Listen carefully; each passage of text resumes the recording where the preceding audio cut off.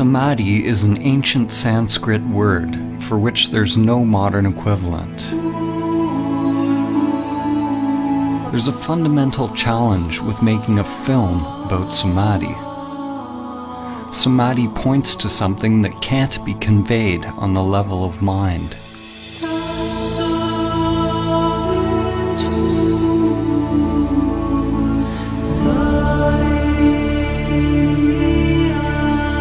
This film is simply the outer manifestation of my own inner journey. The intention is not to teach you about Samadhi or provide information for your mind, but to inspire you to directly discover your true nature.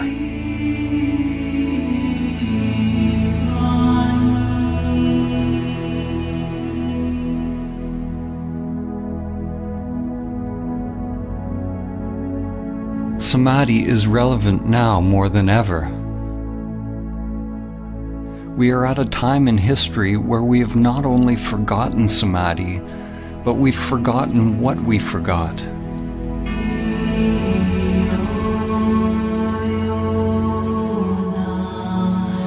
This forgetting is Maya, the illusion of the self.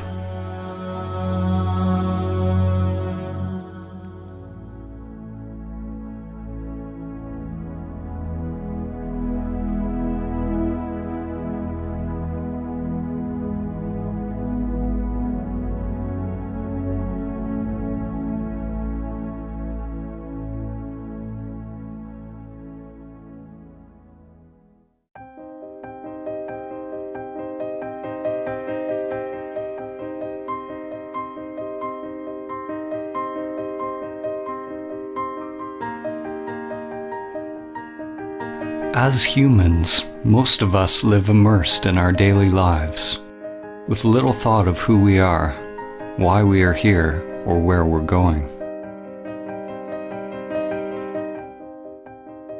Most of us have never realized the true self, the soul, or what the Buddha called anatta, that which is beyond name and form, beyond thinking. As a result, we believe we are these limited bodies. We live in fear, either conscious or unconscious, that the limited self-structure that we are identified with will die.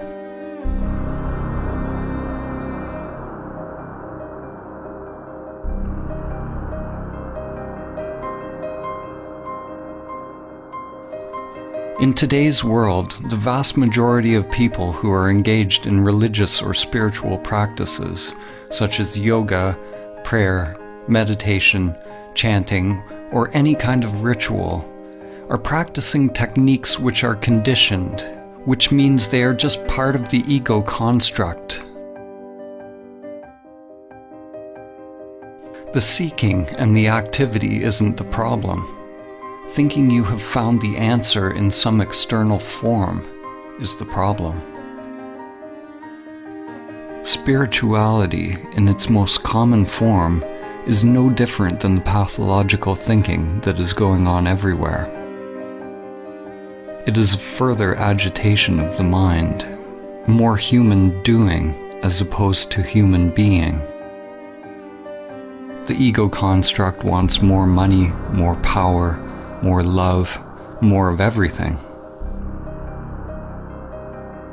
Those on the so-called spiritual path desire to be more spiritual, more awake, more equanimous, more peaceful, more enlightened. The danger for you watching this film is that your mind will want to acquire Samadhi. Even more dangerous is that your mind might think it has acquired Samadhi. Whenever there's a desire to attain something, you can be sure it's the ego construct at work. Samadhi is not about attaining or adding something more to yourself.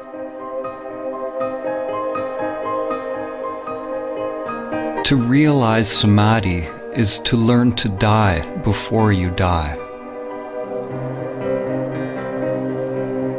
Life and death are like yin and yang, an inseparable continuum, endlessly unfolding with no beginning and no end. When we push away death, we also push away life. When you experience the truth directly of who you are, there's no longer any fear of life or death. We're told who we are by our society and our culture. And at the same time, we're slaves to the deeper unconscious biological craving and aversion that governs our choices.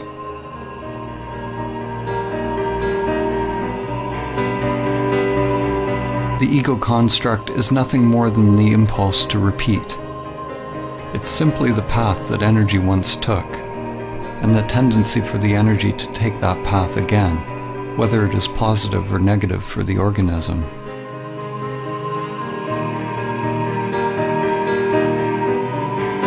There are endless levels of memory or mind, spirals within spirals. When your consciousness identifies with this mind or ego construct, it ties you to social conditioning, which you could call the matrix. There are aspects of the ego that we can be conscious of, but it's the unconscious, the archaic wiring, the primal existential fears that are actually driving the whole machine.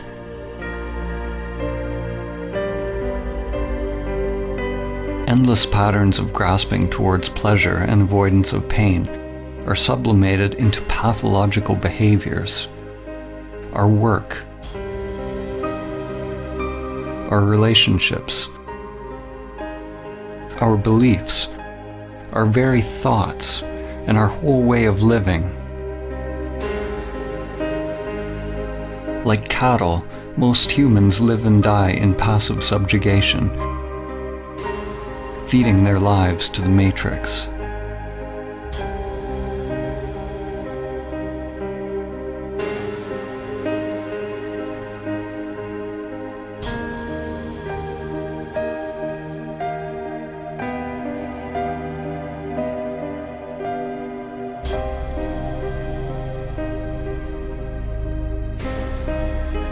We live lives locked into narrow patterns, lives often filled with great suffering, and it never occurs to us that we can actually become free.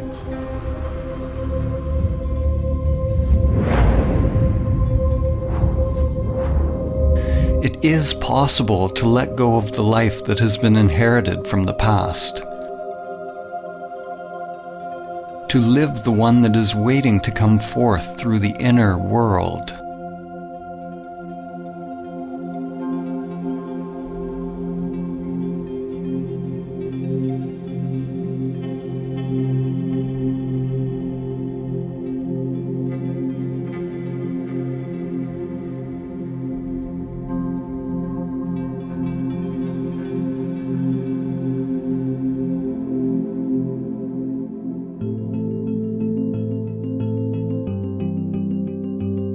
We were all born into this world with biological conditioned structures, but without self-awareness. Often, when you look into a young child's eyes, there's no trace of self, only luminous emptiness. The person one grows into is a mask worn over consciousness. Shakespeare said, "All the world's a stage, and all the men and women merely players."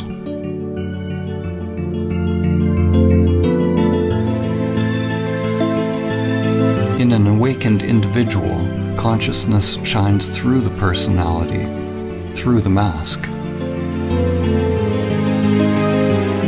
When you are awake, you don't become identified with your character. You don't believe that you are the masks that you are wearing.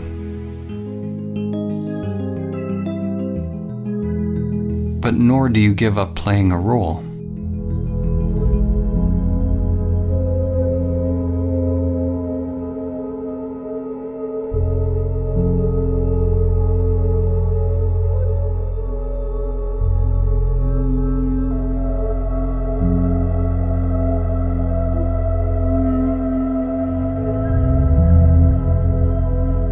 When we are identified with our character, our persona, this is Maya, the illusion of the self. Samadhi is awakening from the dream of your character in the play of life.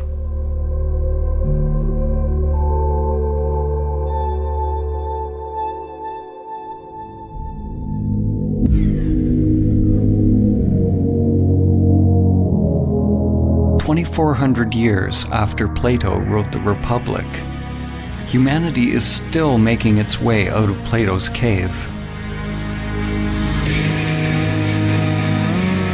In fact, we may be more transfixed by illusions than ever.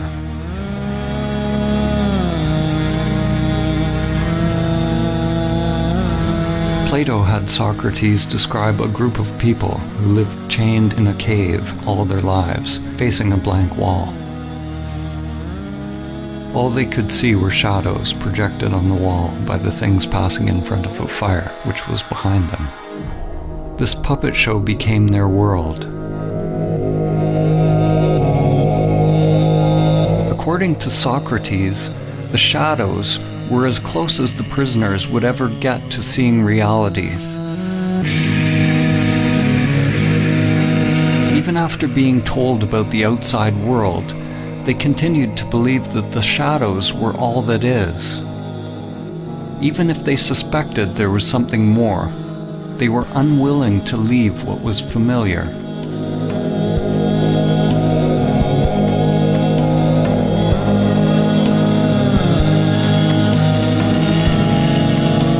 Humanity today is like the people who have only seen the shadows on the cave wall. The shadows are analogous to our thoughts. The world of thinking is the only world that we know, but there is another world that's beyond thinking, beyond the dualistic mind. Are you willing to leave the cave? To leave all that you have known, to find out the truth of who you are?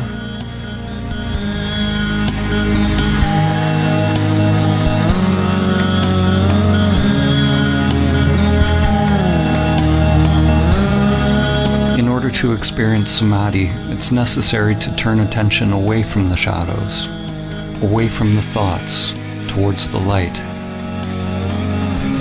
When a person is only used to darkness, then they must gradually become accustomed to the light.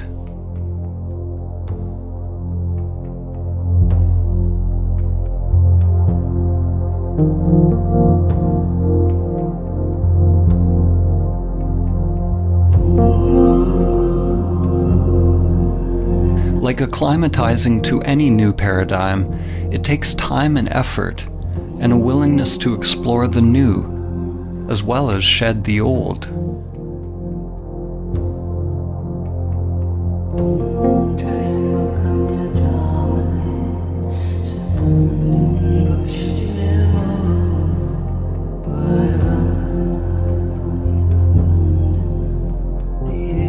The mind can be likened to a trap for consciousness, a labyrinth or a prison.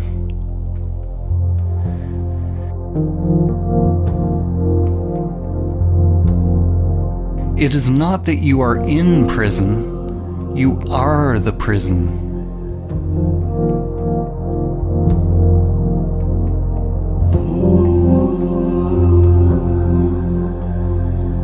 The prison is an illusion.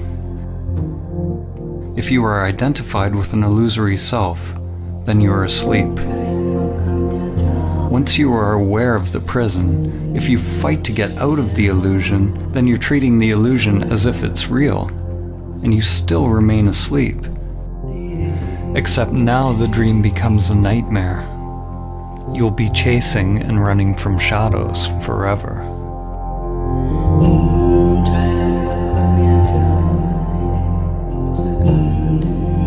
Samadhi is awakening from the dream of the separate self, or the egoic construct. Samadhi is awakening from identification with the prison that I call me.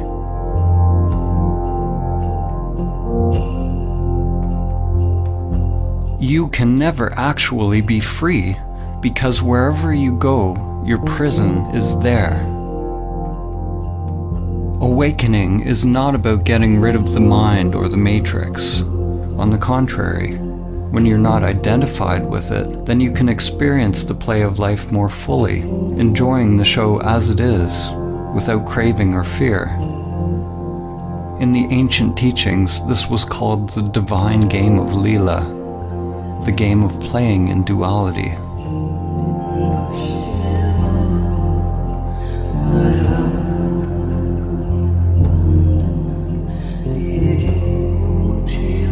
Human consciousness is a continuum.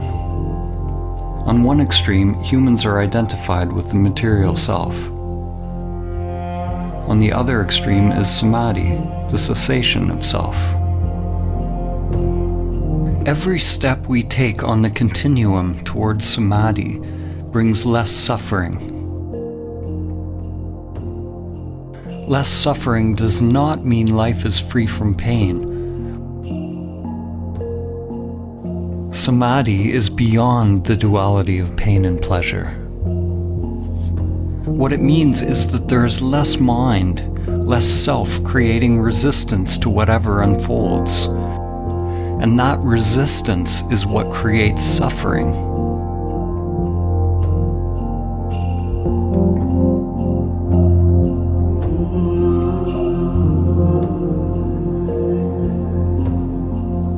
Realizing Samadhi even once allows you to see what is at the other end of the continuum, to see that there is something other than the material world and self-interest.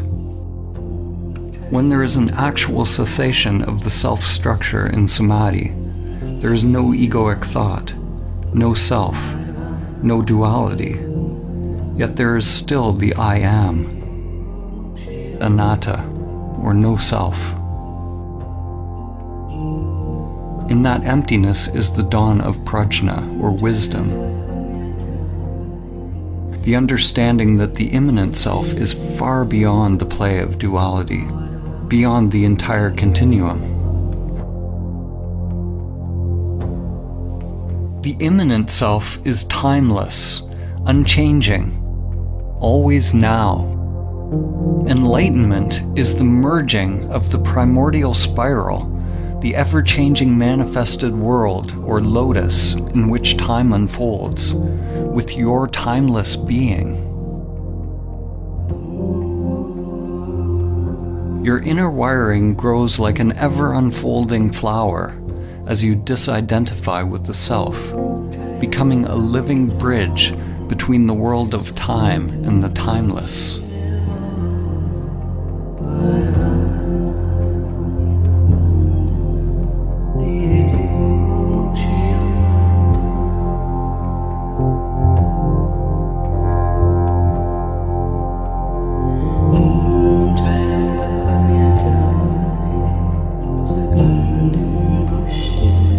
Merely realizing the immanent self is only the beginning of one's path. Most people will have to experience and lose Samadhi countless times in meditation before they are able to integrate it into other facets of life. It's not unusual to have profound insights into the nature of your being during meditation or self-inquiry, only to find yourself once again falling back into old patterns, forgetting the truth of who you are.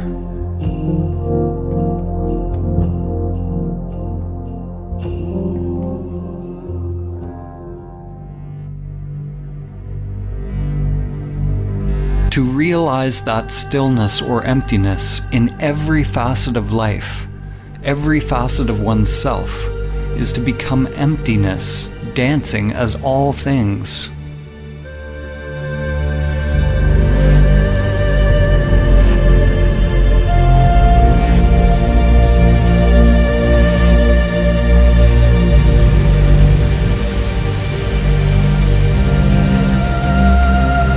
Stillness is not something separate from movement. It is not opposite to movement.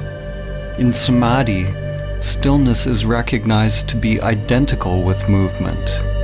Form is identical to emptiness. this is nonsensical to the mind, because mind is the coming into being of duality.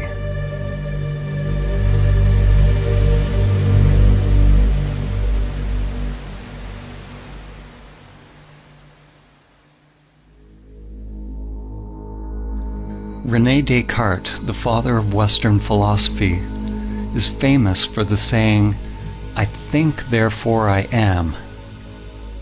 No other phrase more clearly encapsulates the fall of civilization and the full-scale identification with the shadows on the cave wall. Descartes' error, like the error of almost all humans, was the equating of fundamental being with thinking.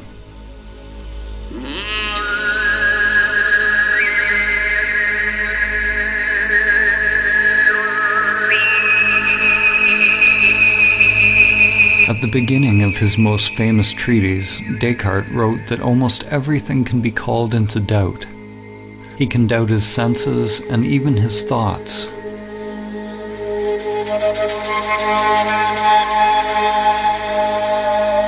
Likewise, in the Kalama Sutra, the Buddha said that in order to ascertain the truth, one must doubt all traditions, scriptures, teachings, and all the content of one's mind and senses. Both of these men started with great skepticism, but the difference was that Descartes stopped inquiring at the level of thinking, while the Buddha went deeper. He penetrated beyond the deepest levels of the mind. Maybe, if Descartes had gone beyond his thinking mind, he would have realized his true nature, and Western consciousness would be very different today.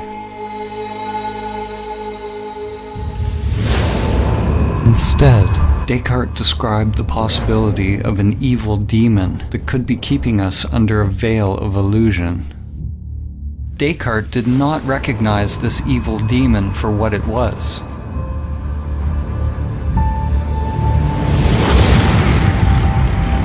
As in the movie The Matrix, we could all be hooked up to some elaborate program, feeding us an illusory dream world. In the movie, humans lived out their lives in the Matrix, while on another level they were merely batteries, feeding their life force to the machines, which used their energy for their own agenda.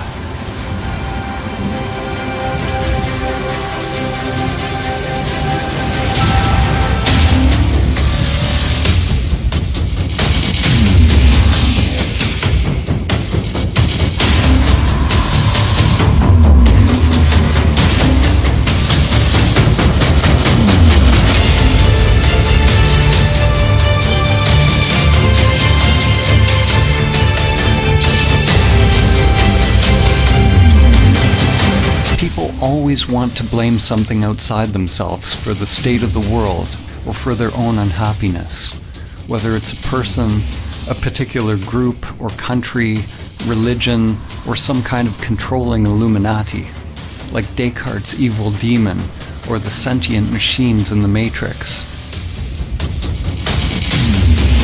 Ironically, the demon Descartes envisioned was the very thing that he defined himself by. When you realize Samadhi, it becomes clear that there is a controller. There is a machine, an evil demon leeching your life day after day. The machine is you.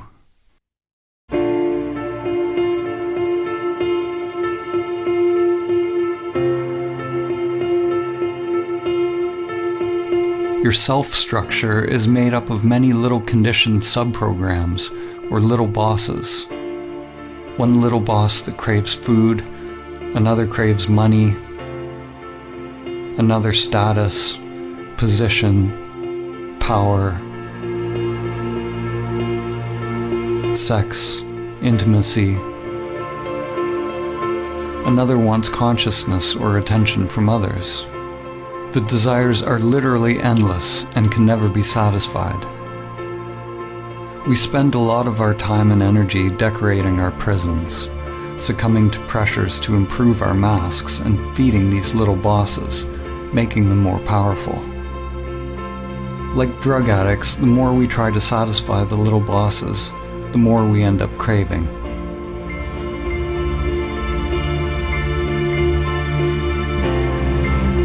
The path to freedom is not self-improvement, or somehow satisfying the self's agenda, but it's a dropping of the self's agenda altogether. Some people fear that awakening their true nature will mean that they lose their individuality and enjoyment of life. Actually, the opposite is true. The unique individuation of the soul can only be expressed when the conditioned self is overcome.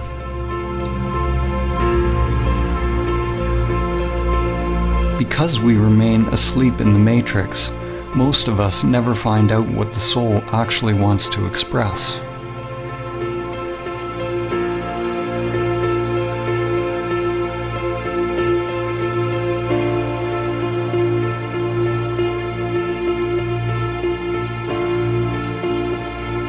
The path to Samadhi involves meditation, which is both observing the conditioned self, that which changes, and realizing your true nature, that which does not change.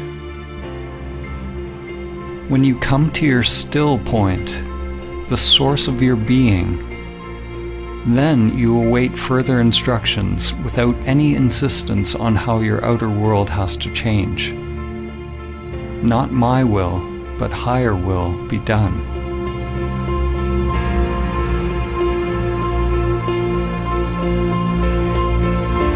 If the mind only tries to change the outer world to conform with some idea of what you think the path should be, it's like trying to change the image in a mirror by manipulating the reflection. To make the image in a mirror smile, you obviously can't manipulate the reflection. You have to realize the you that is the authentic source of the reflection. Once you realize the authentic self, it doesn't mean that anything on the outside necessarily needs to change. What changes is the conscious, intelligent inner energy, or prana, which is freed from conditioned patterns and becomes available to be directed by the soul. You can only become aware of the soul's purpose when you are able to watch the conditioned self and its endless pursuits, and let them go.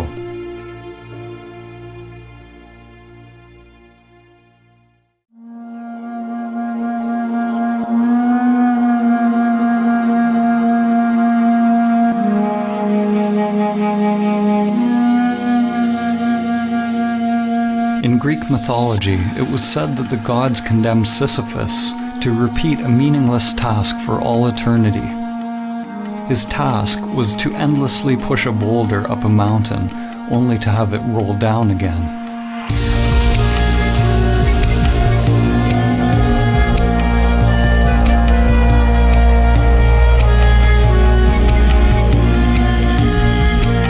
The French existentialist and Nobel Prize-winning author, Albert Camus, saw the situation of Sisyphus as a metaphor for humanity. He asked the question, how can we find meaning in this absurd existence?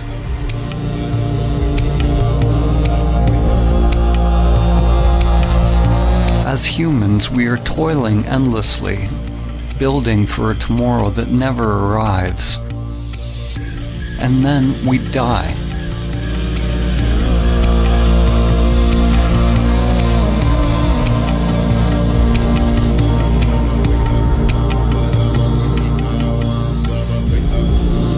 If we truly realize this truth, then we will either go mad if we are identified with our egoic personas, or we will awaken and become free.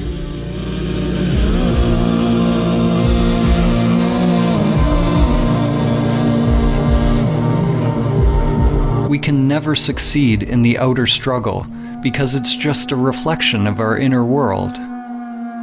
The cosmic joke, the absurdity of the situation becomes clear when there's a complete and utter failure of the egoic self to awaken through its futile pursuits.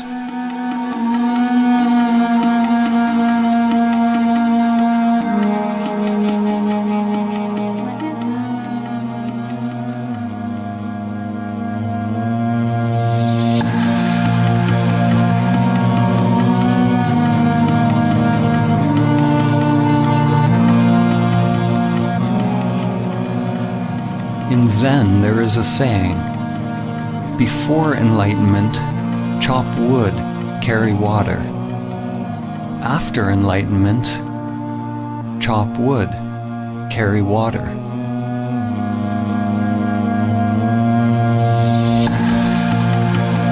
Before enlightenment, one must roll the ball up the hill. After enlightenment, one must also roll the ball up the hill. What has changed? The inner resistance to what is. The struggle has been dropped, or rather, the one who struggles has been realized to be illusory. The individual will, or individual mind, and divine will, or higher mind, are aligned.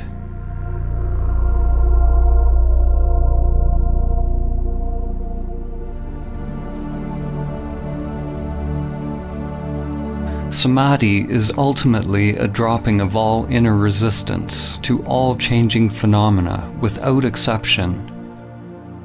The one who is able to realize inner peace, irrespective of circumstance, has attained true Samadhi. You drop resistance not because you condone one thing or another, but so that your inner freedom is not contingent on the outer. It's important to note that when we accept reality as it is, it doesn't necessarily mean that we stop taking action in the world, or we become meditating pacifists. Actually, the opposite can be true. When we're free to act without being driven by unconscious motives, then it is possible to act in alignment with the Tao, with the full force of our inner energy behind us.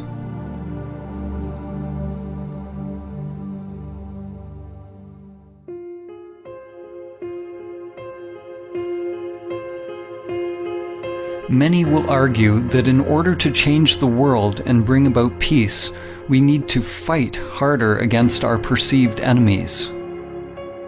Fighting for peace is like shouting for silence. It just creates more of what you don't want. These days there's a war against everything. A war against terror, a war against disease, a war against hunger.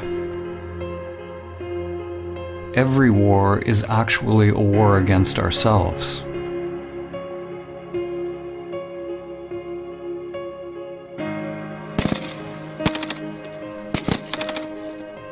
The fight is part of a collective delusion. We say that we want peace, but we continue to elect leaders who engage in war. We lie to ourselves, saying that we are for human rights, but continue to buy products made in sweatshops. We say we want clean air, but we continue to pollute. We want science to cure us of cancer, but won't change our self-destructive habitual behaviors that make us more likely to be sick. We delude ourselves that we are promoting a better life. We don't want to see our hidden parts that are condoning suffering and death. The belief that we can win a war against cancer, hunger, terror, or any enemy that was created by our own thinking and behavior actually lets us continue to delude ourselves that we don't have to change the way we operate on this planet. The inner world is where the revolution must first take place. Only when we can directly feel the spiral of life within will the outer world come into alignment with the Tao. Until then, anything we do will add to the chaos already created by the mind. War and peace arise together in an endless dance. They are one continuum. One half cannot exist without the other. Just as light cannot exist without dark, and up cannot exist without down. The world seems to want light without darkness, fullness without emptiness, happiness without sadness.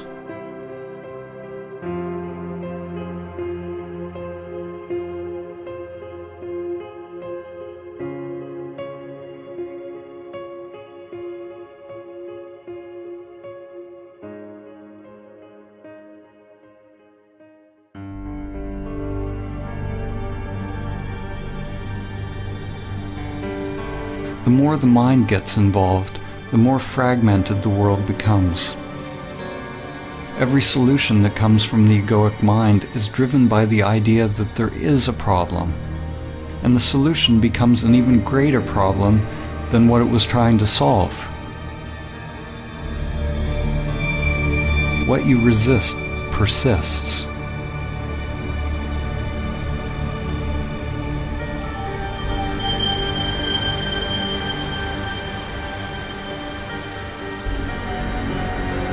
Human ingenuity creates new antibiotics, only to find nature getting more cunning as bacteria get stronger. Despite our best efforts in the ongoing fight, the prevalence of cancer is actually increasing. The number of hungry people in the world steadily grows. The number of terrorist attacks worldwide continues to rise.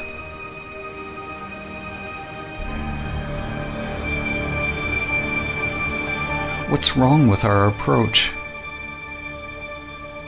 Like the sorcerer's apprentice from Goethe's poem, we have taken hold of a great power, but we do not have the wisdom to wield it.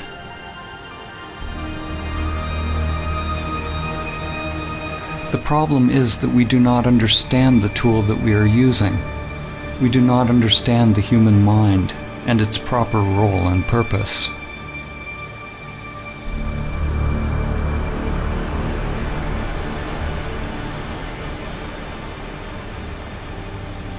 The crisis is born of the limited, conditioned way in which we think, the way we feel and experience life.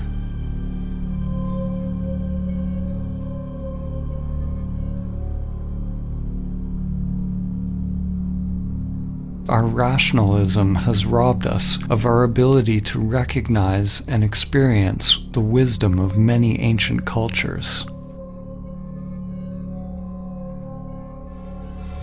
Our egoic thinking has robbed us of the ability to feel the depth and profound sacredness of life, the numinosity of life, and to realize entirely different levels of consciousness, which are now almost lost to humanity.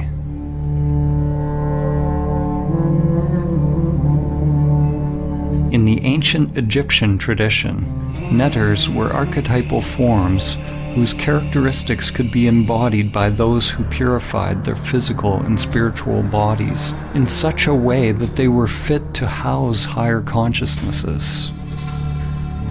The original netter, or the divine principle of this wisdom, was known as Thoth, or Tehuti, often depicted as a scribe with the head of a bird or ibis, and represented the origin of all knowledge and wisdom. Thoth could be described as the cosmic principle of thinking, or thought. Thoth gave us language, concepts, writing, mathematics, and all the arts and manifestations of the mind. Only those who had gone through special training were allowed to access Thoth's sacred knowledge. The Book of Thoth is not a physical book, but is the wisdom of the Akashic or etheric realm. Legend tells that Thoth's knowledge was deeply hidden in a secret place within every human being, and was protected by a golden serpent.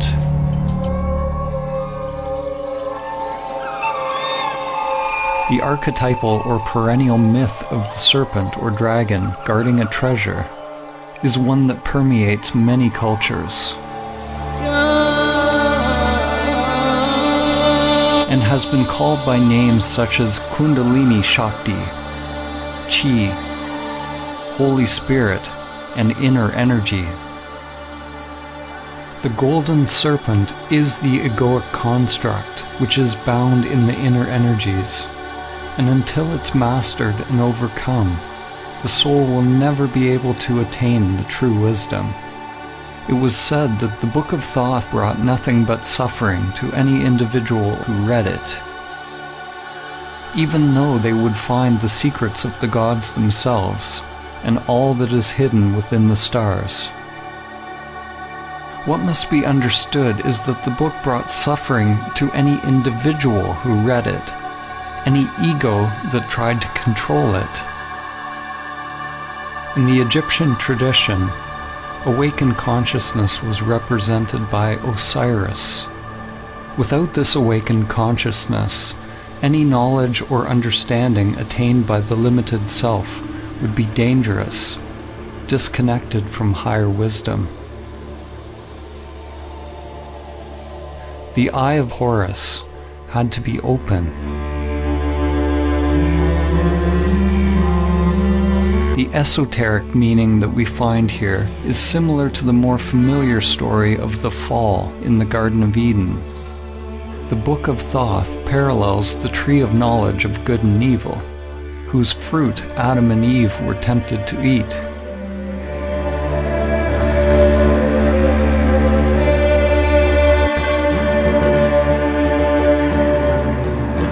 Humanity, of course, has already eaten the forbidden fruit, already opened the Book of Thoth, and has been cast out of the garden. The serpent is a metaphor for the primordial spiral that extends from the microcosm to the macrocosm. Today, the serpent is living as you. It is the egoic mind expressed as the manifested world. We have never before had access to so much knowledge. We've gone deep into the material world, even finding the so-called God particle. But we've never been more limited, more ignorant of who we are and how to live. And we do not understand the mechanism by which we create suffering.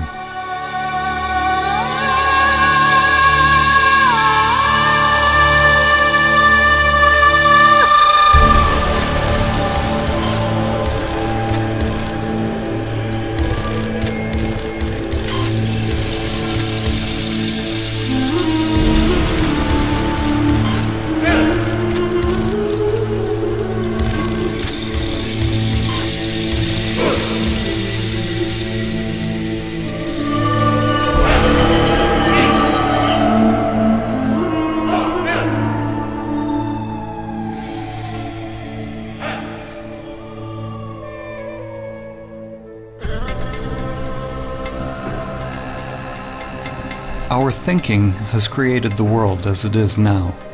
Whenever we label something as good or bad, or create a preference in our mind, it's due to the coming into being of egoic structures or self-interests.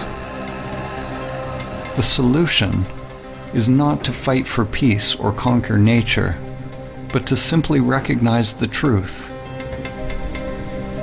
that the very existence of the ego structure creates duality, a split between self and other, mine and yours, man and nature, inner and outer.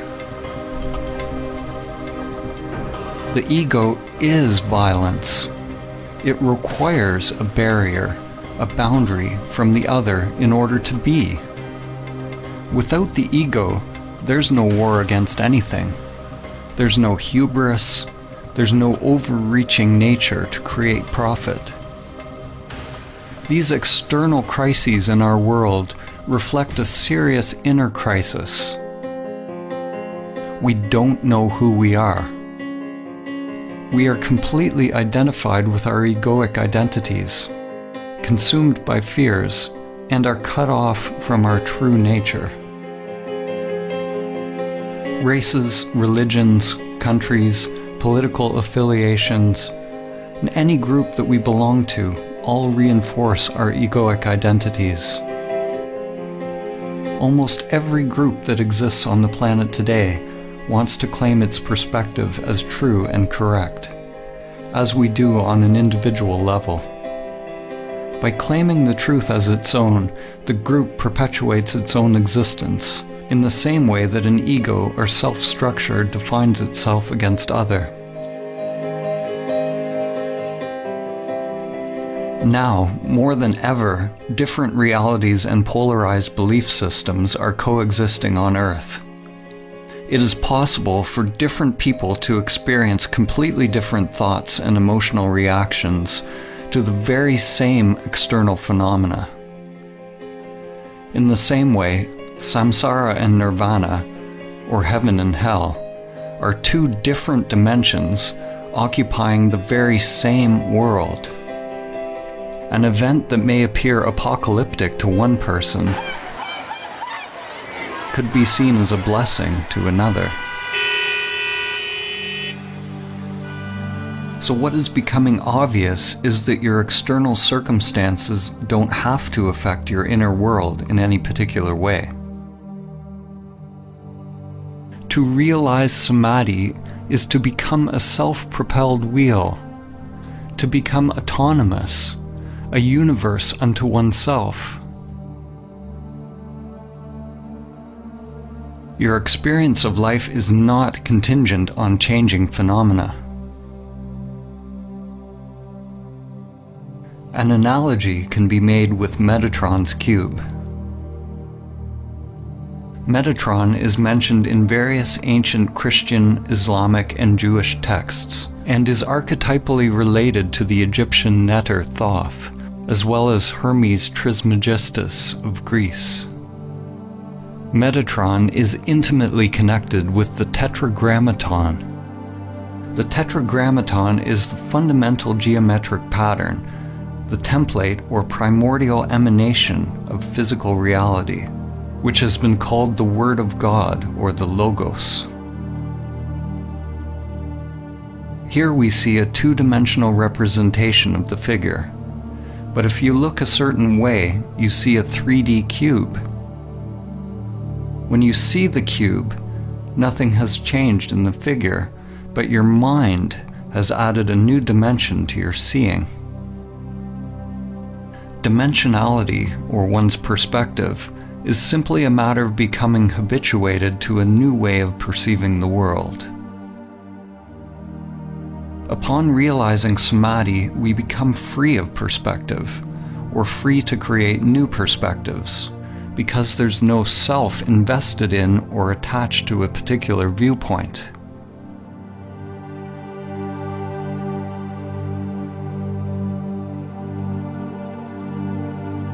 The greatest minds in human history have often pointed to levels of thought beyond the limited self-structure. Einstein said, "The true measure of a human being is determined primarily by the measure and sense in which he has attained liberation from the self." So it's not that thinking in the existence of the self is bad. Thinking is a wonderful tool when the mind is in service to the heart. In Vedanta, it is said that the mind makes a good servant, but a poor master.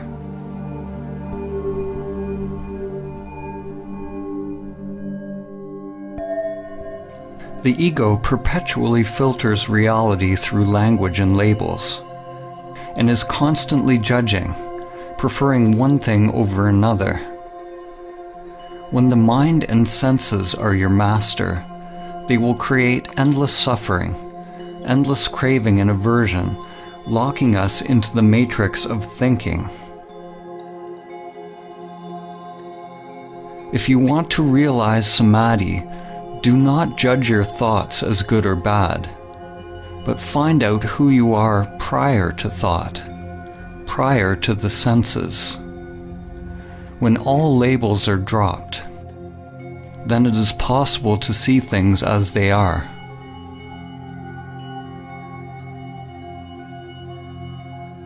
The moment a child is told what a bird is, if they believe what they're told, then they never see a bird again. They only see their thoughts.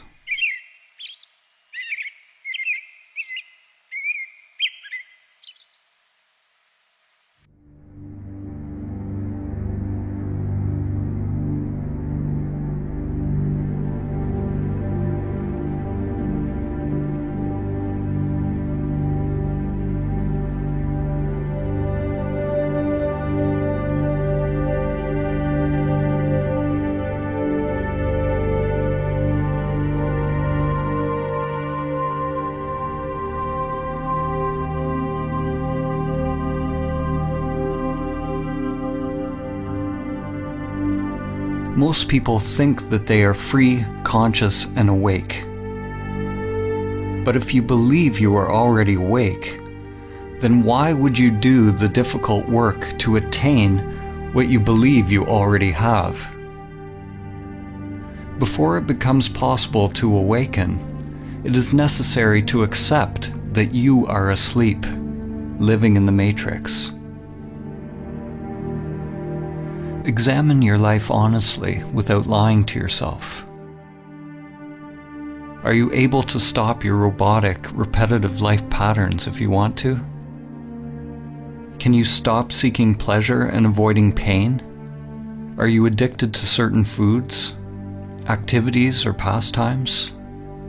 Are you constantly judging, blaming, criticizing yourself and others?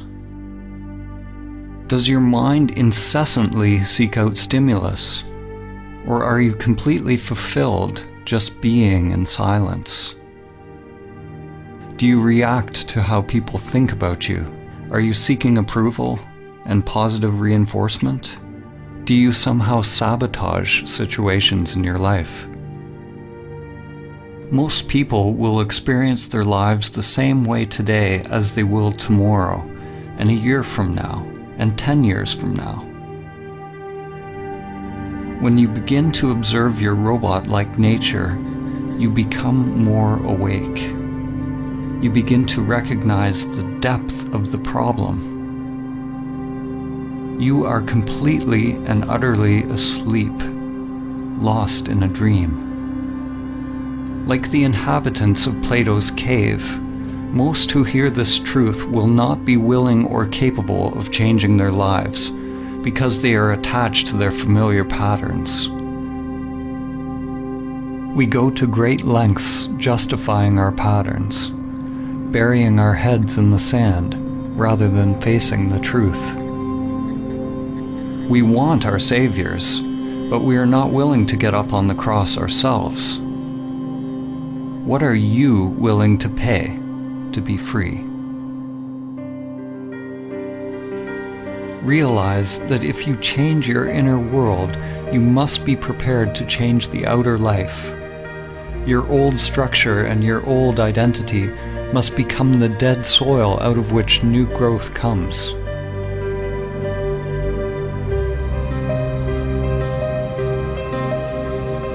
The first step to awakening is to realize that we are identified with the matrix of the human mind, or the mask. Something within us must hear this truth and be roused from its slumber. There's a part of you, something timeless, that has always known the truth.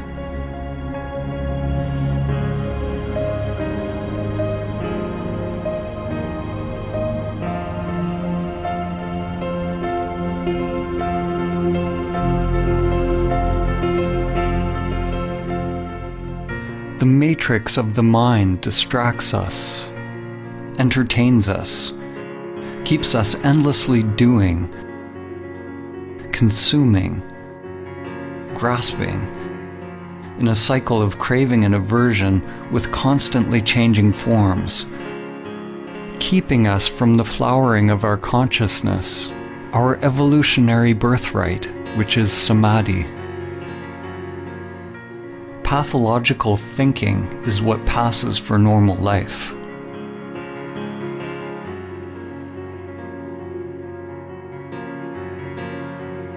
Your divine essence has become enslaved, identified with a limited self-structure. The great wisdom, the truth of who you are, is buried deep within your being.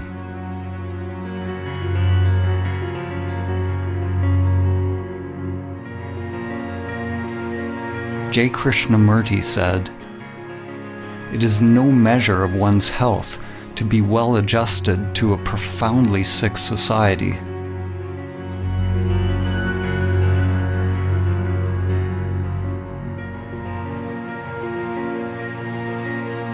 Identification with the egoic mind is the sickness, and Samadhi is the cure.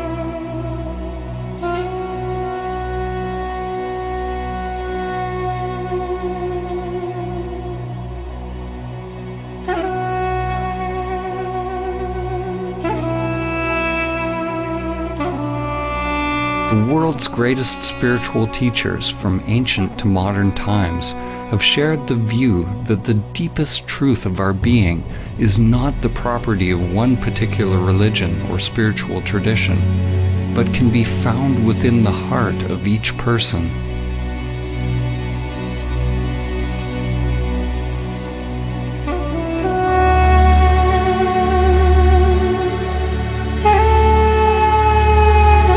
Poet Rumi said, "Where is that moon that never rises or sets? Where is that soul that is neither with nor without us? Don't say it is here or there. All creation is that, but for the eyes that can see."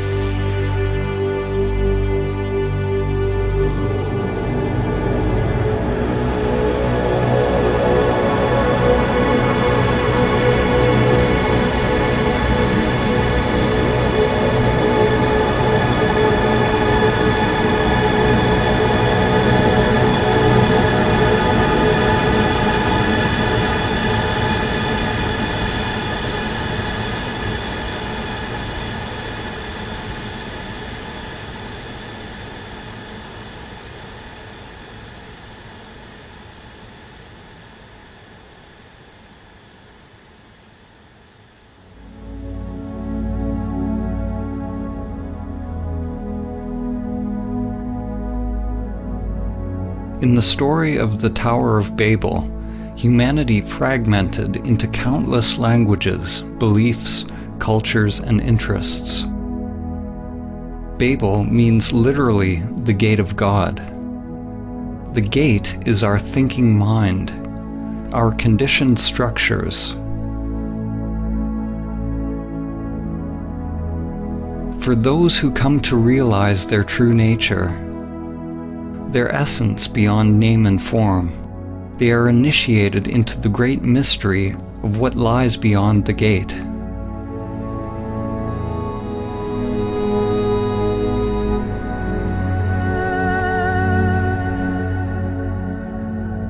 An ancient parable, the elephant parable, has been used to describe how various traditions are actually all pointing to one great truth.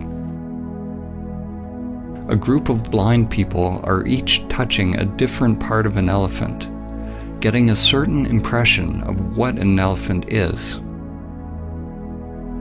The person standing at the elephant's leg describes the elephant as being like a tree. The person at the tail says the elephant is like a rope. The elephant is like a spear, says the one standing at the tusk. If one touches the ear, it seems the elephant is like a fan. The person touching the side is adamant that the elephant is like a wall. The problem is, we touch our piece of the elephant, and we believe our experience is the only truth. We don't acknowledge or appreciate that each person's experience is a different facet of the same animal.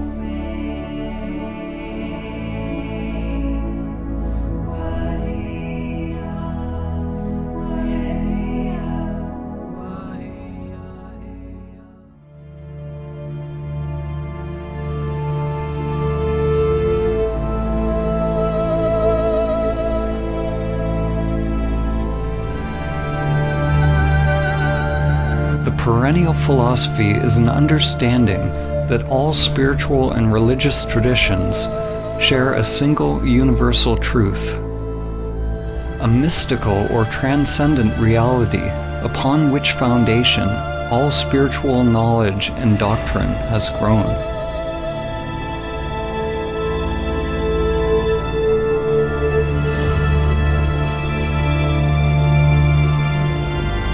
Swami Vivekananda summed up the perennial teaching when he said, "The end of all religions is the realizing of God in the soul.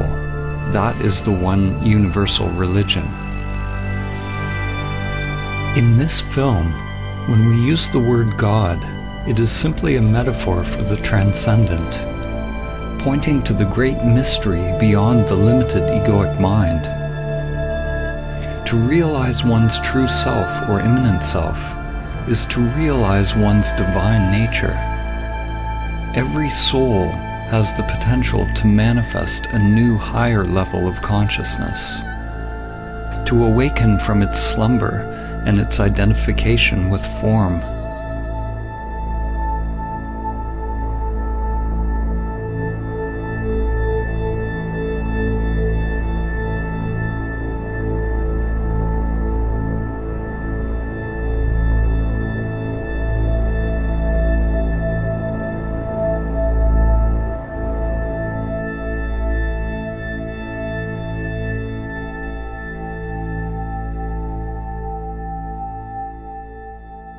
The writer and visionary Aldous Huxley, known for his book Brave New World, also wrote a book which he entitled The Perennial Philosophy, in which he writes about the one teaching that comes back over and over in history, taking the form of the culture in which it is realized.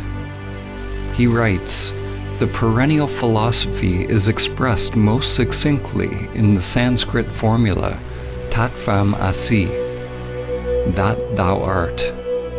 The Atman, or immanent eternal self, is one with Brahman, the absolute principle of all existence. And the last end of every human being is to discover the fact for himself, to find out who he or she really is."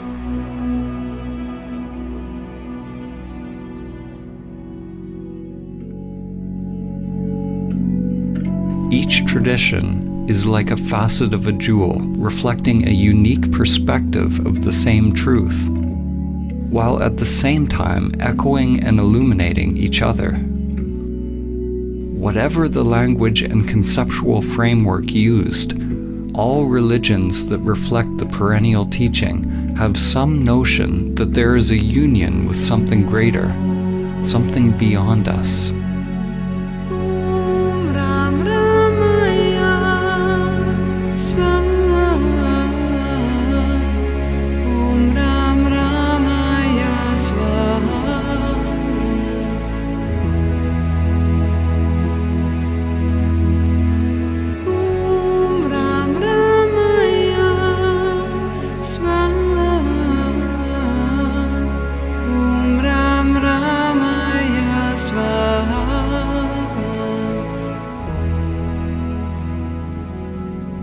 It is possible to learn from and integrate the teachings from one or many sources without identifying a sense of self with them.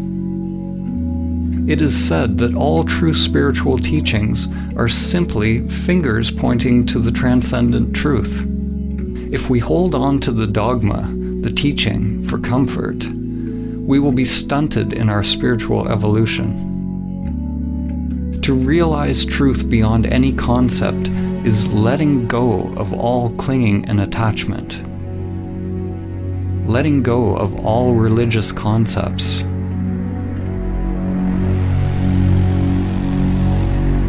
From the ego's perspective, the finger pointing you to Samadhi is pointing straight toward the abyss. St. John of the Cross said, "If one wishes to be sure of the road they tread, one must close their eyes and walk in the dark."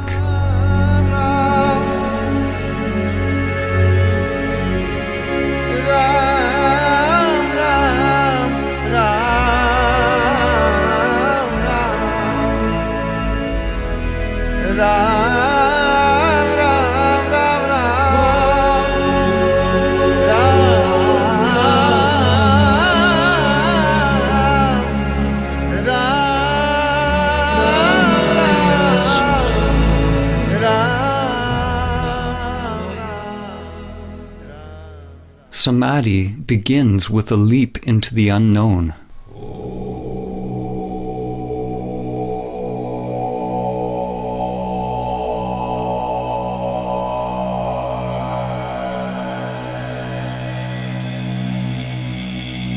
In the ancient traditions, in order to realize Samadhi, it was said that one must ultimately turn consciousness away from all known objects, from all external phenomena, conditioned thoughts and sensations, toward consciousness itself, toward the inner source, the heart or essence of one's being. In this film, when we use the word Samadhi, we are pointing to the transcendent, to the highest Samadhi, which has been named Nirvikalpa Samadhi.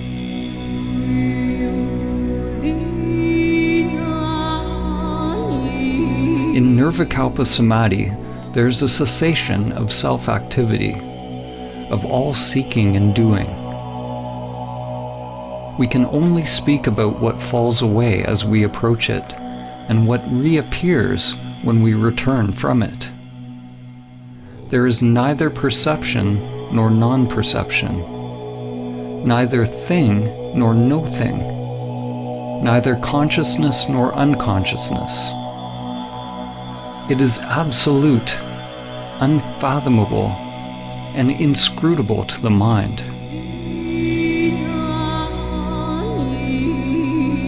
When the self returns to activity, there's a not knowing, a kind of rebirth, and everything becomes new again. We are left with the perfume of the divine, which lingers longer as one evolves on the path.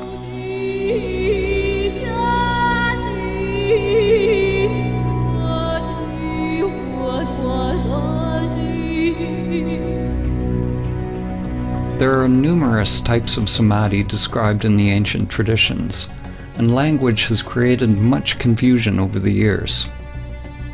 We are choosing to use the word samadhi to point to the transcendent union, but we could have used a word from another tradition just as easily.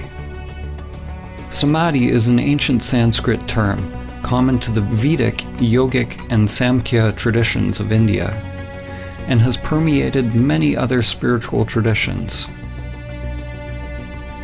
Samadhi is the 8th limb of Patanjali's 8 limbs of yoga, and the 8th part of the Buddha's Noble Eightfold Path. The Buddha used the word nirvana, the cessation of vana, or the cessation of self-activity. Patanjali described yoga or samadhi as chitta vritti nirodha, the Sanskrit meaning cessation of the whirlpool or spiral of mind. It is a disentangling of consciousness from the entire matrix or creatrix of mind.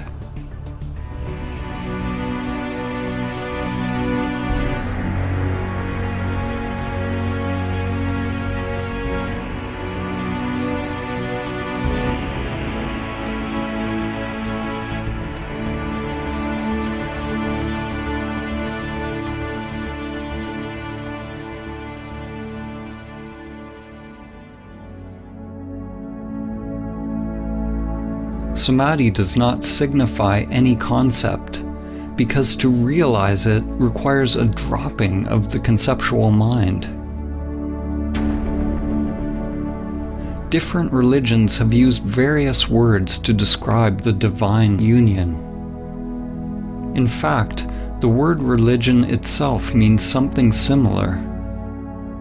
In Latin, religar means to rebind or reconnect.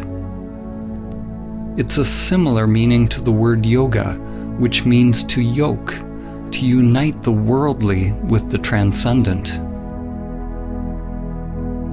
In Islam, it is reflected in the ancient Arabic meaning of the word Islam itself, which means submission or supplication to God.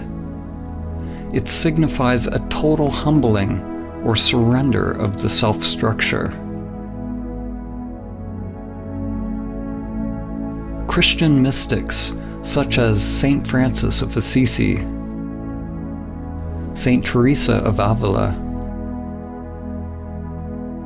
and Saint John of the Cross, describe a divine union with God, the kingdom of God within. In the Gospel of Thomas, Christ said, "The kingdom is not here or there. Rather, the kingdom of the Father is spread out upon the earth, and men do not see it."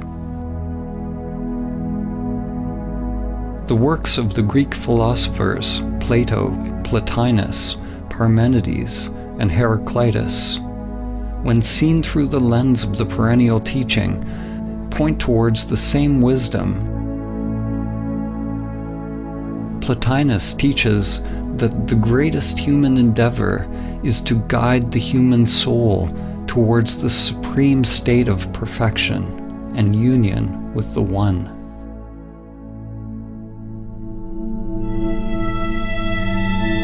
The Lakota medicine and holy man, Black Elk, said, "The first peace, which is the most important, is that which comes within the souls of men when they realize their relationship, their oneness with the universe and all its powers, and when they realize that at the center of the universe dwells Great Spirit, and that this center is really everywhere.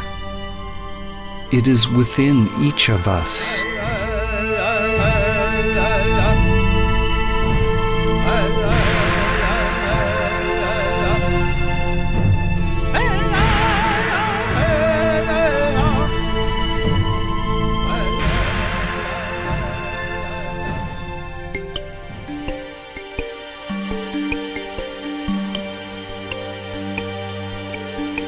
On the path to awakening, unless we are in Samadhi, there are always two polarities, two doorways one can enter. Two dimensions, one towards pure consciousness, the other towards the phenomenal world. The upward current toward the Absolute, and the downward current toward Maya and all that is manifested, both seen and unseen. The relationship between relative and absolute could be summed up in the following quote by Sri Nisargadatta Maharaj. "Wisdom is knowing I am nothing. Love is knowing I am everything. And between the two, my life moves."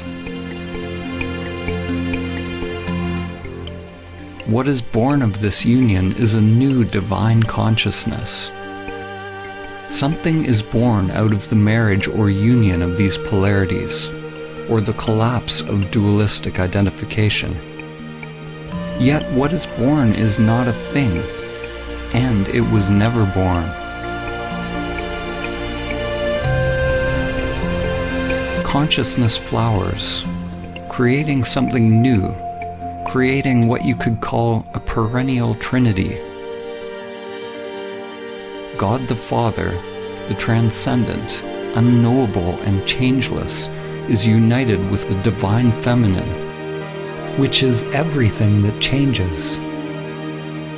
This union brings about an alchemical transformation, a kind of death and rebirth. In the Vedic teachings, the divine union is represented by two fundamental forces, Shiva and Shakti. The names and faces of the various gods change throughout history, but their fundamental attributes remain. What is born out of this union is a new divine consciousness, a new way of being in the world. Two polarities inseparably one, a universal energy that is without center, free of limitation. It is pure love. There is nothing to be gained or lost, because it is utterly empty, but absolutely full.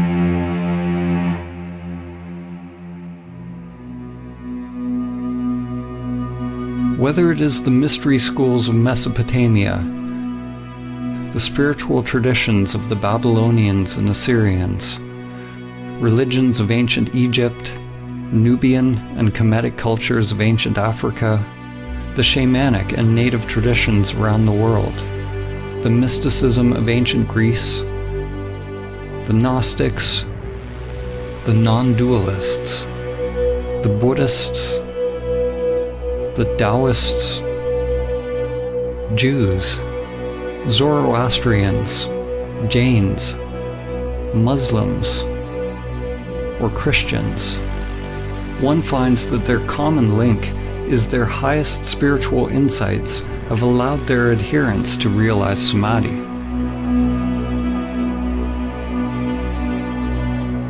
The actual word Samadhi means something like to realize the sameness or oneness in all things.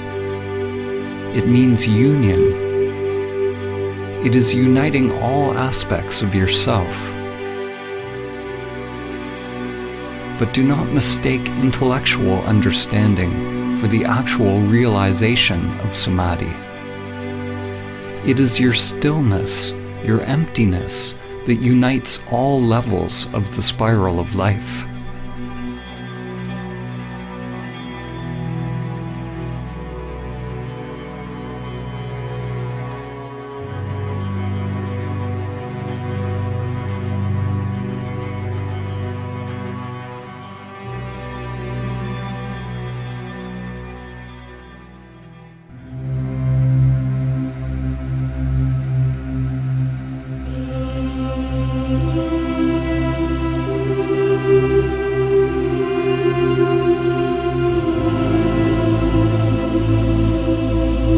It is through the ancient teaching of Samadhi that humanity can begin to understand the common source of all religions and come into alignment once again with the spiral of life, Great Spirit, Dhamma, or the Tao.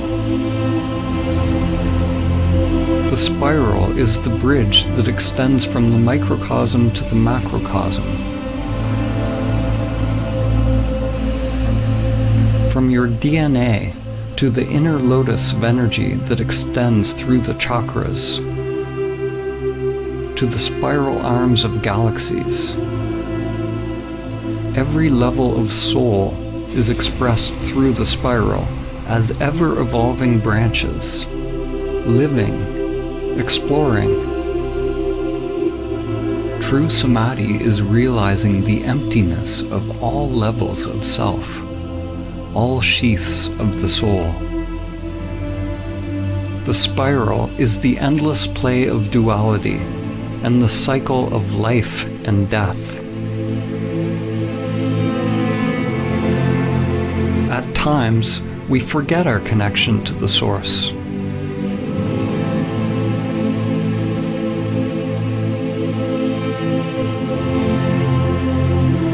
The lens we look through is very small, and we identify with being a limited creature creeping upon the earth, only to once again complete the journey back to the Source,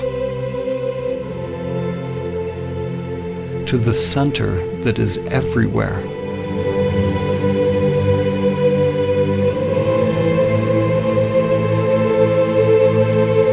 Chuan Tzu said, "When there is no more separation between this and that, it is called the still point of the Tao." At the still point, in the center of the spiral, one can see the infinite in all things.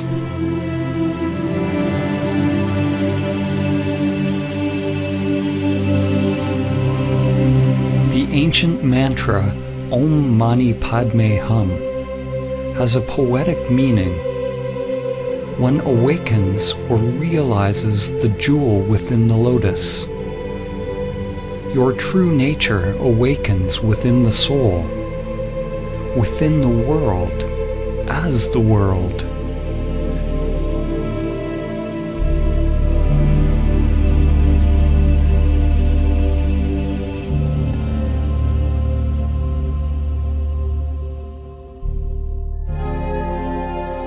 Using the Hermetic principle, as above, so below, as below, so above, we can use analogies to begin to understand the relationship between mind and stillness, relative and absolute.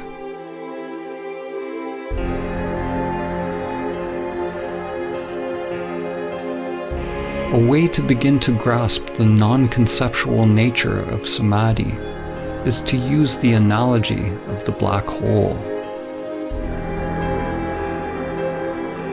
A black hole is traditionally described as a region of space with a massive gravitational field so powerful that no light or matter can escape. New theories postulate that all objects, from the tiniest microscopic particles to macrocosmic formations like galaxies, have a black hole or mysterious singularity at their center. In this analogy, we're going to use this new definition of a black hole as the center that is everywhere.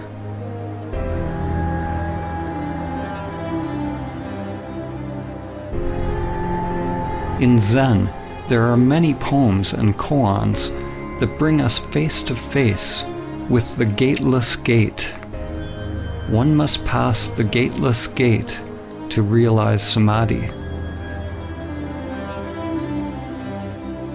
An event horizon is a boundary in space-time beyond which events cannot affect an outside observer, which means that whatever is happening beyond the event horizon is unknowable to you. You could say that the event horizon of a black hole is analogous to the gateless gate. It is the threshold between the self and no self. There is no me that passes the event horizon. In the center of a black hole is the one-dimensional singularity containing the mass of billions of suns in an unimaginably small space, effectively an infinite mass, literally a universe in something infinitesimally smaller than a grain of sand. The singularity is something unfathomable, beyond time and space. According to physics, movement is impossible. The existence of things is impossible. Whatever it is, it does not belong to the world of perception. Yet it cannot be described as merely stillness. It is beyond stillness and movement. When you realize the center that is everywhere and nowhere, duality breaks down. Form and emptiness, time and the timeless. One could call it a dynamic stillness or a pregnant emptiness within the center of absolute darkness. The Taoist teacher Lao Tzu said, "Darkness within darkness, the gateway to all understanding."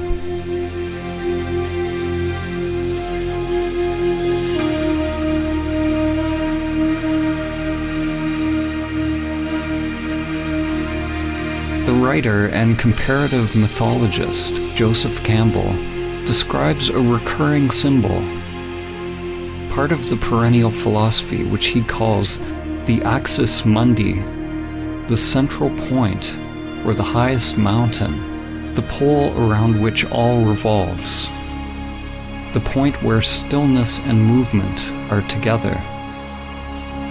From this center, a mighty flowering tree is realized, a Bodhi tree that joins all worlds.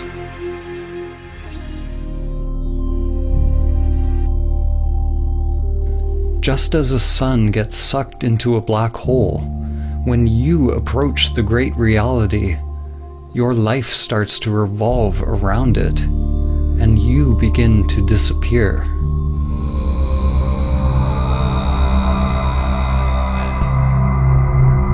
As you approach the immanent self, it can be terrifying to the ego structure.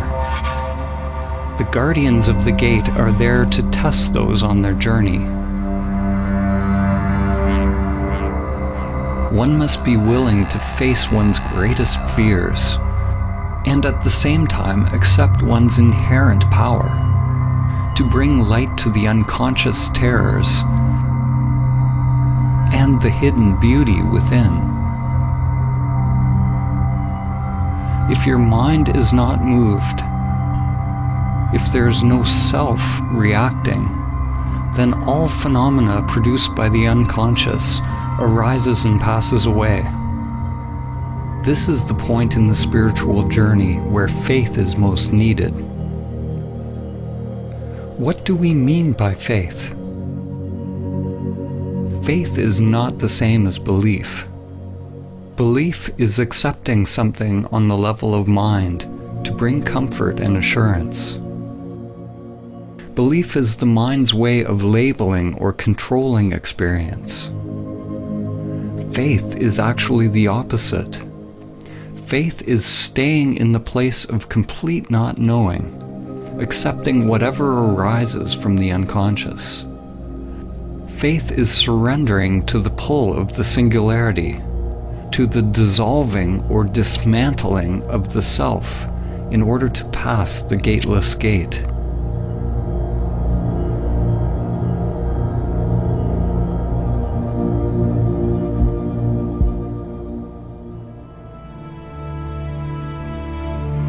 The evolution and structure of a galaxy is closely tied to the scale of its black hole, just as your evolution is tied to the presence of the immanent self, the singularity that is your true nature. We can't see the black hole, but we can know about it by the way things move around it, by how it interacts with physical reality. In the same way, we cannot see our true nature. The immanent self is not a thing, but we can observe enlightened action. As the Zen master Suzuki said, there are, strictly speaking, no enlightened people. There is only enlightened activity. We can't see it, just as the eye cannot see itself. We can't see it because it is that by which seeing is possible. Like the black hole, Samadhi is not nothingness, and neither is it a thing. It is the collapse of the duality of thing and no thing. There is no gate to enter the great reality, but there are infinite paths. The paths, the dharmas, are like an endless spiral with no beginning and no end. No one can pass the gateless gate. No one's mind has ever figured out how, and none ever will. No one can pass the gateless gate, so be no one.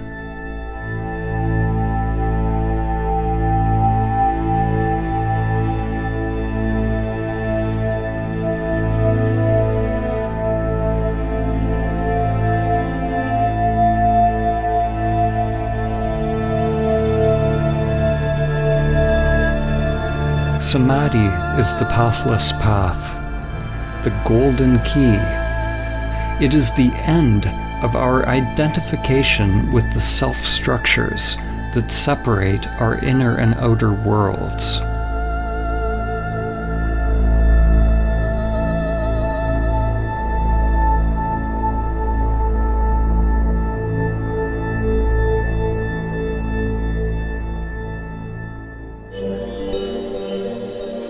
There are many developmental models which describe the layers or levels of the self-structure.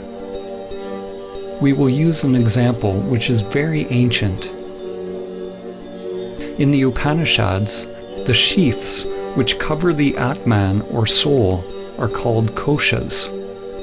Each kosha is like a mirror, a layer of the self-structure, a veil or level of Maya which distracts us from realizing our true nature if we are identified with it. Most people see the reflections and believe that that is who they are. One mirror reflects the animal layer, the physical body. Another mirror reflects your mind, your thoughts, your instincts and perceptions. Another your inner energy or prana, which you can observe when you turn inward. Another mirror reflects on the level of the imaginal, which is the higher mind or wisdom layer. And there are layers of transcendental or non-dual bliss that are experienced as one approaches Samadhi. There are potentially countless mirrors or aspects of self that one can differentiate, and they are constantly changing. Most people have yet to discover the pranic, higher mind, and non-dual bliss layers. They don't even know they exist. These layers are informing your life, but you do not see them. The hidden mirrors actually inform our lives more than the ones that are visible. They are unseen because for most people they are not fully illuminated by consciousness. Like Indra's net of jewels, the mirrors all reflect each other, and the reflections reflect every other reflection infinitely. A change on one level simultaneously affects all levels. Some of these mirrors may be left in the shadows, unless we are fortunate enough to have a competent guide to help us shine light upon them. The truth is, we don't know what we don't know. Now, imagine that you shatter all the mirrors. There's nothing reflecting you back to yourself. Where are you? When the mind becomes still, the mirrors cease to reflect. There is no more subject and object. But do not mistake the primordial state for nothingness or oblivion. The immanent self is not something, but neither is it nothing.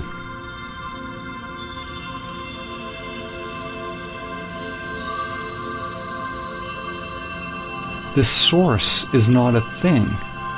It is emptiness or stillness itself. It is an emptiness that is the source of all things. Form is realized as exactly emptiness. Emptiness is realized as exactly form. This source is the great womb of creation, pregnant with all possibilities.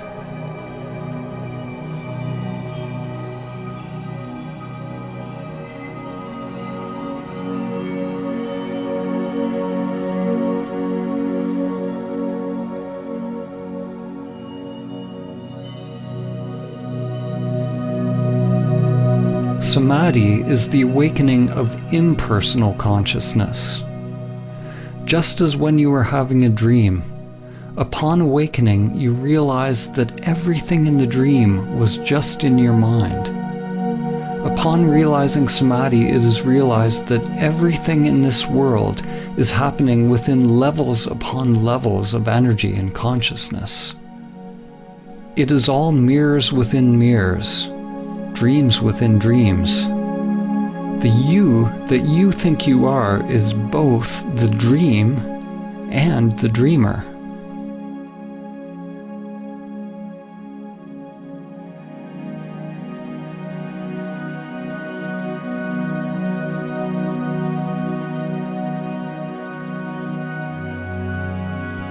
Whatever we say in this film, let it go.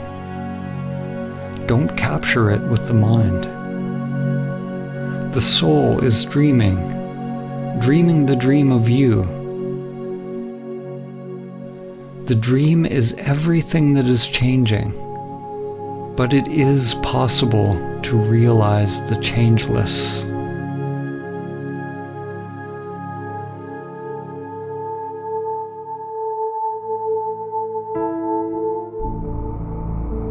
This realization cannot be understood with the limited individual mind.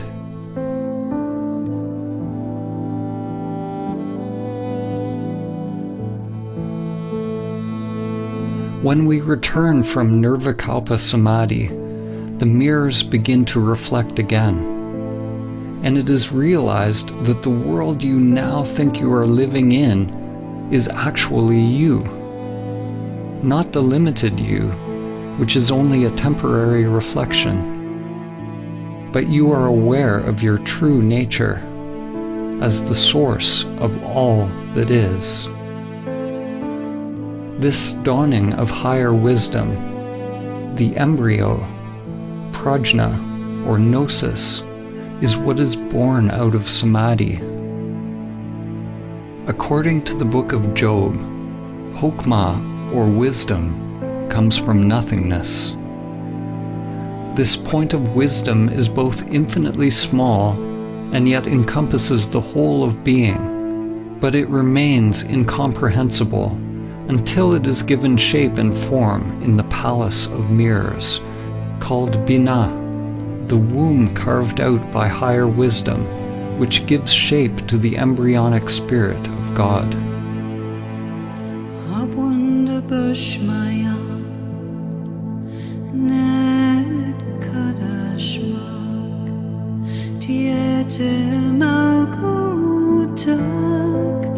Dewe Tabeanak Aikanat Bushmaya of Bona.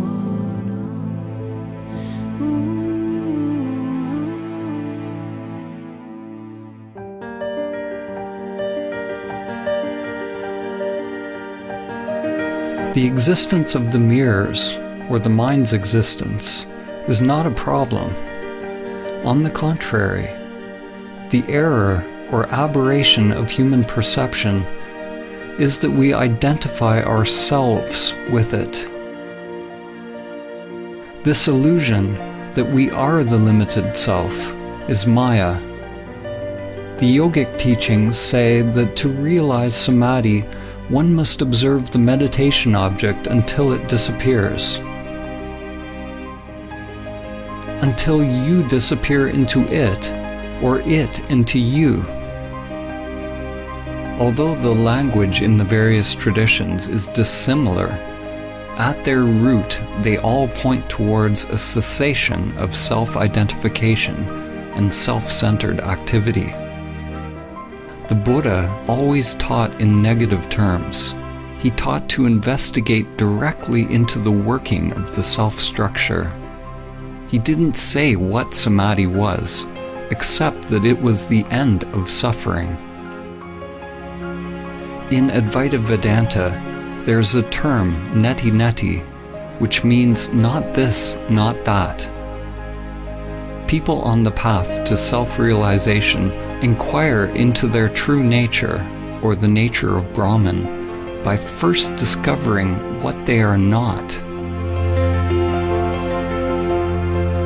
Similarly, in Christianity, Saint Teresa of Avila described an approach to prayer based on the negative path, or via negativa, a prayer of quiet, surrender, and union, which is the only way to approach the Absolute.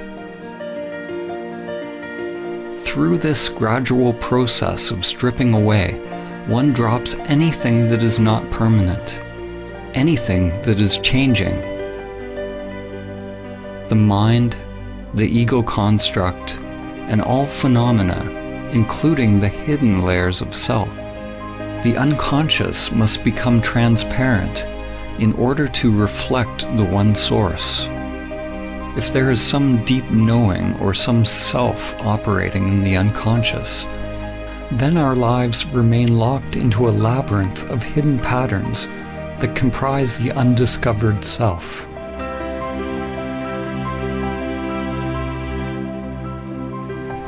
When all layers of self are revealed as empty, then one becomes free from the self, free from all concepts.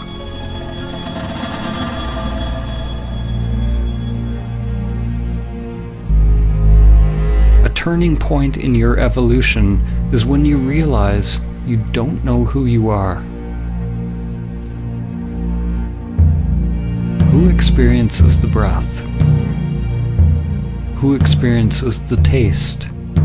Who experiences the chant, the ritual, the dance, the mountain? Witness the witness. Observe the observer. At first, when you observe the observer, you will only see the false self. But if you are persistent, it will give way. Inquire directly into who or what experiences. Unblinkingly, piercingly, penetratingly, with the full force of your being.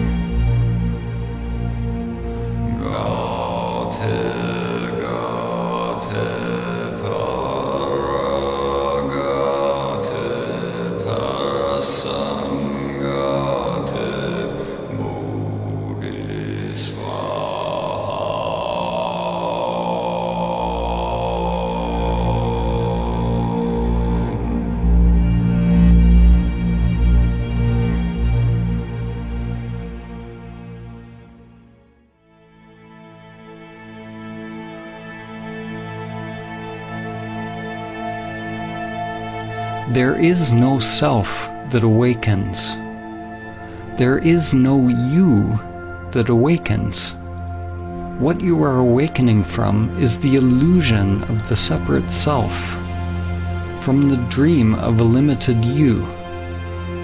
To talk about it is meaningless. There must be an actual cessation of the self to realize directly what it is. And once it is realized, there is nothing that can be said about it. As soon as you say something, you are back in the mind. I have already said too much.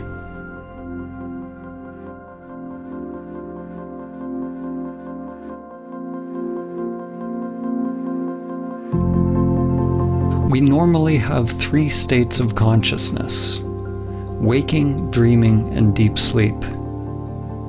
Samadhi is sometimes referred to as the 4th state, the ground state of consciousness, a primordial awakeness that can become present continuously and in parallel with the other consciousness states. In Vedanta, this is called Turiya. Other terms for Turiya are Christ consciousness, Krishna consciousness, Buddha nature, or Sahaja Samadhi. In Sahaja Samadhi, the immanent self stays present along with the full use of all human functions. The stillness is unmoving at the center of the spiral of changing phenomena. Thoughts, feelings, sensations, and energy revolve around it at the circumference, but the degree of stillness, or I amness, remains during outer activity, exactly as in meditation. It is possible that the immanent self will remain present, even during deep sleep, that your awareness of I am does not come and go, even as states of consciousness change.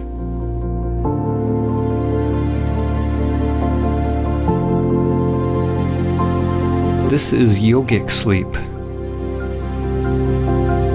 In the Song of Songs, or the Song of Solomon from the Hebrew Bible or Old Testament, it reads, I sleep, but my heart waketh. This realization of the eternal, impersonal consciousness is reflected in the words of Christ when he said, Before Abraham was, I am.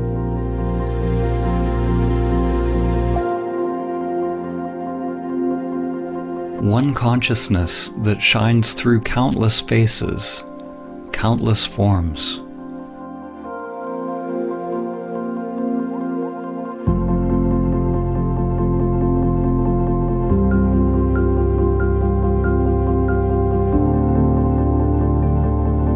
At first, it's like a fragile flame born out of the polarities within you. Masculine, penetrating consciousness with a surrender or opening of feminine energy. It is delicate and easily lost, and one must take great care to protect it and keep it alive until it is mature.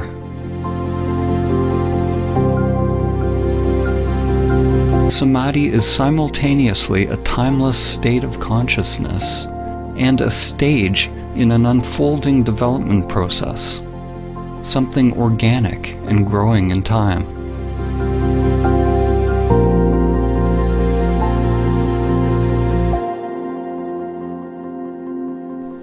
As one spends more and more time in Samadhi, in the now, in the timeless, one takes more and more direction from the heart, the soul or Atman, and less from the conditioned structure.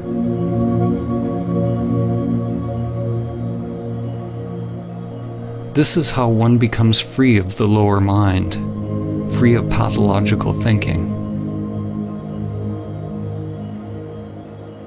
The inner wiring changes. Energy no longer flows unconsciously in the old conditioned structures, which is another way of saying one is no longer identified with the self-structure, with the outer world of form.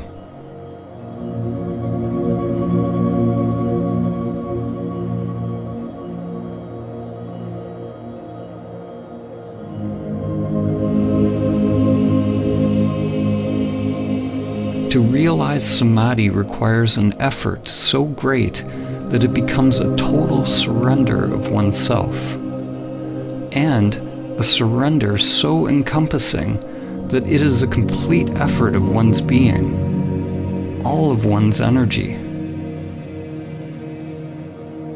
It is a balance of effort and surrender, yin and yang, a sort of effortless effort.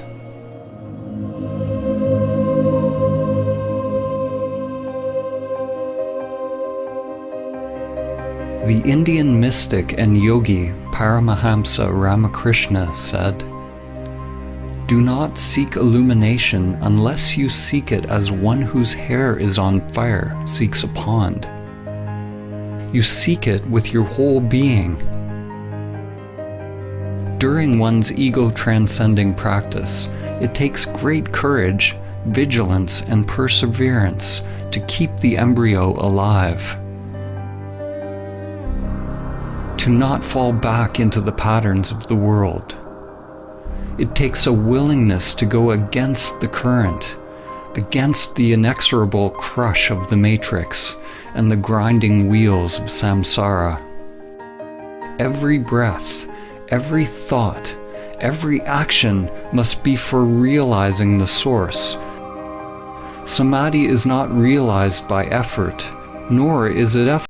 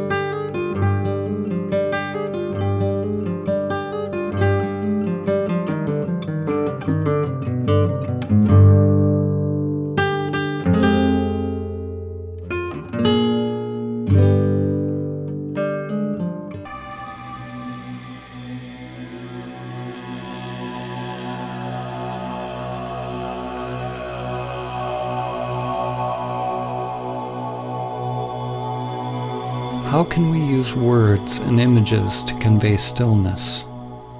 How can we convey silence by making noise? Rather than talking about samadhi as an intellectual concept, this film is a radical call to inaction, a call to meditation, inner silence, and inner prayer, a call to stop.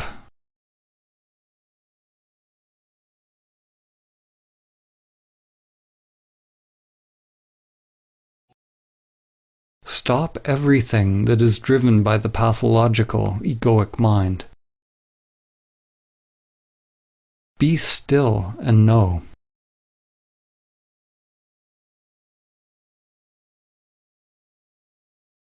No one can tell you what will emerge from the stillness. It is a call to act from the spiritual heart.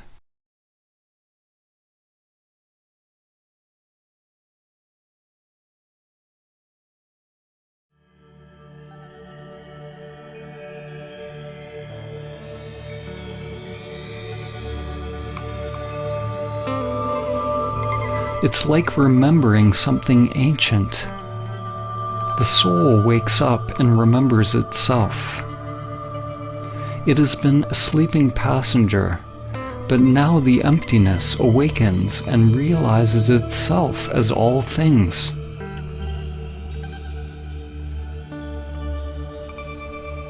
You can't imagine what samadhi is with the limited egoic mind. Just as you can't describe to a blind person what color is. Your mind can't know. It can't manufacture it. To realize Samadhi is to see in a different way, not to see separate things, but to recognize the seer.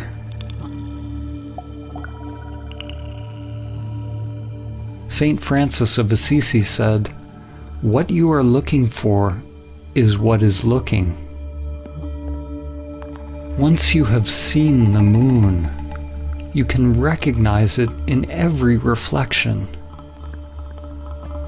The true self has always been there. It is in everything, but you have not realized its presence. When you learn to recognize and abide as the true self, beyond the mind and senses, it is possible to experience awe at the most mundane. We become awe.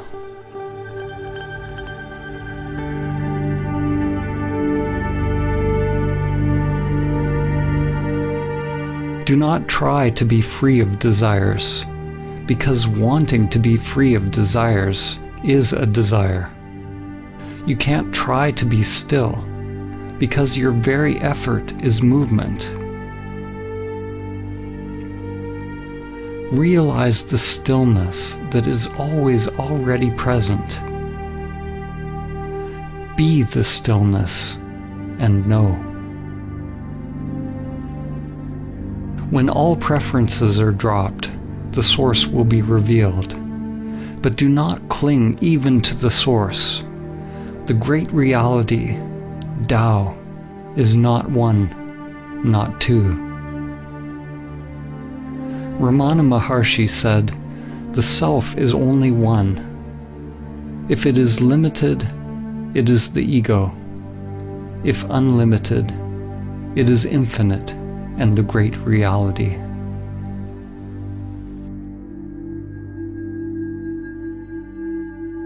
If you believe what is being said, you've missed it. If you disbelieve, you've also missed it. Belief and disbelief operate on the level of mind. They require a knowing.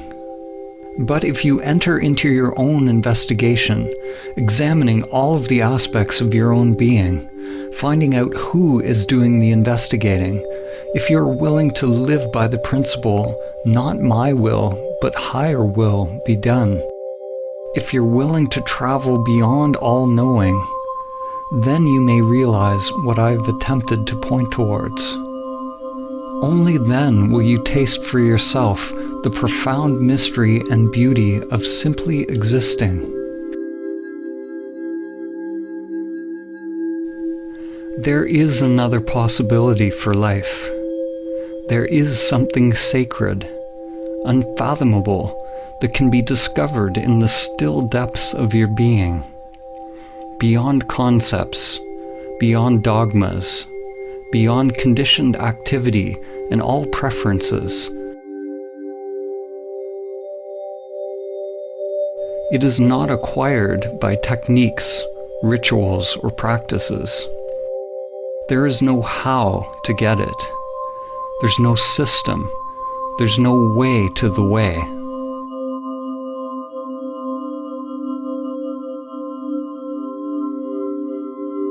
As they say in Zen, it is discovering your original face before you were born. It is not about adding more to yourself. It is becoming a light unto oneself, a light that dispels the illusion of the self. Life will always remain unfulfilled, and the heart will always remain restless, until it comes to rest in that mystery beyond name and form.